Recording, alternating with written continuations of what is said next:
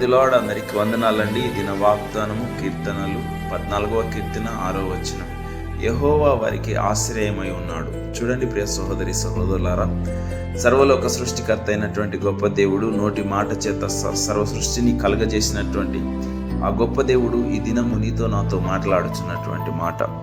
మనకున్నటువంటి బాధలు కానీ, మనకున్నటువంటి శోధనలు కానీ, మనకు వస్తున్నటువంటి విపత్తులు కానీ, మనల్ని మాట్లాడుతున్నటువంటి మనుషులు కానీ, ఎవరైనప్పటికీ ఏదేమైనప్పటికీ నీకున్నటువంటి ప్రతి శ్రమలోనూ ప్రతి బాధలోనూ విడిపించటానికి సమర్థుడు, రక్షించటానికి సమర్థుడైనటువంటి గొప్ప దేవుడు.